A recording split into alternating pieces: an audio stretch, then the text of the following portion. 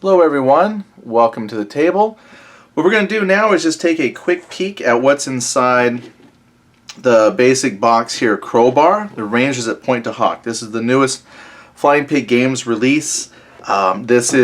Should be leaving Quartermaster in the mail, coming to folks as you watch this.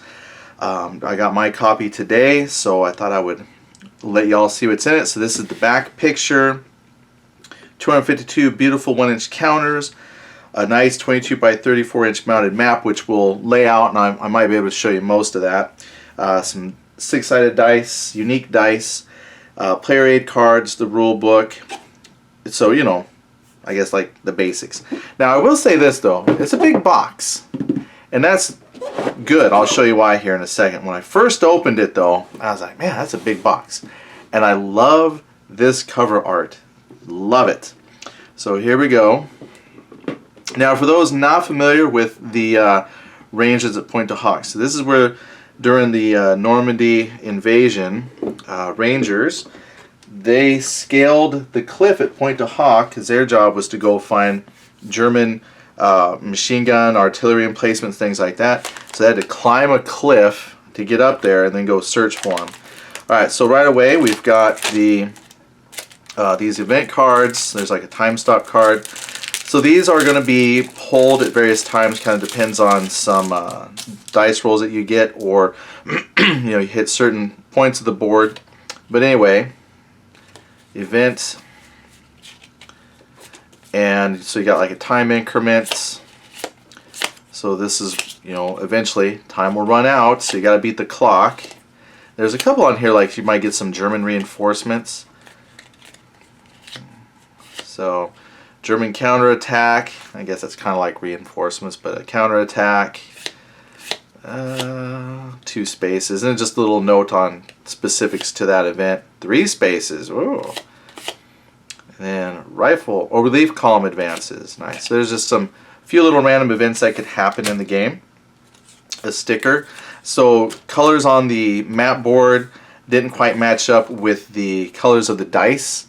So there's a sticker here, so if you want to put that on your board so it more matches the colors of the dice, you can, or just kind of decide for yourself what goes where. But the dice are very important, which we'll talk about here in a moment. So anyway, you also get in here the rule book, and it's 22 pages. Now, overall, 27 pages. You got a speech by Ronald Reagan at Pointe du Hoc, France, June 6, 1984. Then there is a lengthy example of play at the back. That's 24 to 26, the page numbers. Then you have several pages of optional rules to play, like there's a 2-player co-op, a versus game mode, so there's a 2-player versus mode, 3-player versus mode, so some alternative play methods for you. Now the game itself, I didn't mention this up front, but it is a solitaire game, so designed completely just for you, but that's what these alternatives are. You can play with other folks, so that's kind of nice. So that way, if you and a buddy want to play, you can. Now the rules themselves then stop on page 20, and then that's when the various play modes kick in. So 20 pages of rules really isn't that bad. Now what's nice too is it's not like a whole rules dense. There's some examples, there's notes, things that kind of intersperse. And what's nice is, as I was reading through, the first few pages kind of give you a basic outline of gameplay, and then when you get into the specific sections, it's kind of repeating some previous things. So it's expanding on it. So the rules are not overly complicated at all. So I think they've done a really good job with that. But once I can read through it thoroughly, I'll know for sure, because I'll be able to play it or not, or I'll be confused. But here we've got the counters. Now, I was super happy with the counters. The counters are actually center punched really, really well. I've gotten a few games lately that they're off in some way. Playable, but that always catches my eye when, your infantry is off to the edge and you have a big blank space on one side because it was offset. But I looked at all of these. Even the back is really good. Now, the artwork, sadly, is bigger than the counter. So like, for example, this incoming fire has this nice illustration of a soldier here, but the counter itself is cut, so you miss out part of the soldier picture. That's not miscut, that's just sad. Like, oh, there's more art than what will fit on the counter. So that's, you know, I was like, oh, kind of depressing. But here's one counter sheet, and then here we get into some Rangers. And again, I mean, I think they look really great too. And they're, again, center punched, really nice. I was so happy to see that. Even on the back, the backs and the fronts are aligned really, really well. So there's some counters, activated, naval support for veterans. So again, counters, some more German units, more American units. Great stuff. Alright, so that's, what was that? 1, 2, 3, 4 counter sheets. Then we have here. So one player aid, this has got your German events, Ranger events, then a nice sequence of play. So there's your pre-invasion approach, then there's your sequence of play, some different rules, J projector. These were like rocket launcher built onto the front of the landing craft that was supposed to shoot, you know, grappling hooks up for them. So just some rules, you know, summary chart, open fire, special actions. Now, once you've read the rules and you've played, in here, Herman Lettman says that once you kind of have played the game a little bit and you're kind of got the basics down, you should be able to play the entire game just off of this. So, nice. And then an explanation of some events that could come your way. All right. And then this sits off to the side. This is your victory point track, the time increment track to keep track of your time because time advances. So, you know, just a nice track for different things. So that comes in there. And then the board. So I'm going to move this off to the side. Now again, like I said, it's a pretty big board or a pretty big box for what comes in here. But I'm always happy when they do that because when I start to put these things into counter trays, that means I can fit the counter trays in the box with the game itself. I wish all companies would do that more often. So I love that. Now the map, really nice. Folds up very well. Now like I said, I might have to rearrange the camera to fit all of this, but let's just see how much this is. So it said 22 by 34 inches. So I'm trying to do this carefully without making a huge mess here. This is a lot bigger than I thought. Alright. So no, it does not fit entirely on my table, and I can't get it entirely on camera. So yeah, good luck playing that on my little table here. Let's see if I can raise the camera a bit. So there's some of it. I got it out on my little tripod thing here, so it's not super smooth movement, but anyway, it's a fairly big map board. I'll just put it that way.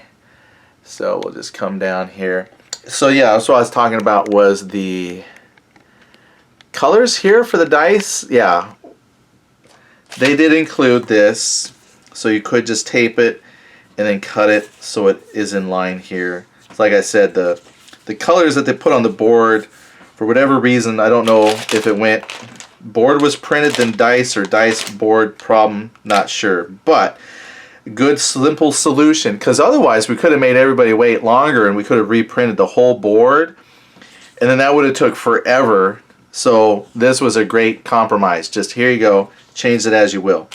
And the dice, you get combat dice. Ugh. And they're really nice looking dice too, and the symbols on them, I'm not going to sit and scrape too much because I don't want to scrape anything off, but I think through regular play they should hold up pretty well. And then here's the movement dice. So as you play, the idea, being a press your luck game, is when you want to activate a unit, because you're going to have your Rangers out on the board, you're just going to decide, okay, I'm going to roll, you know, like my green die. Now, the green die is the safest of the dice, and what you have is, just trying to remember off the top of my head here. In fact, I don't need to try and remember. I'll just show you here real fast. They've got a nice summary of the dice here. Got that stuck right there. So an arrow is an advance. Filled in explosion is a point of damage. R means an event hit. An open explosion is variable hits. The clock means draw an event card.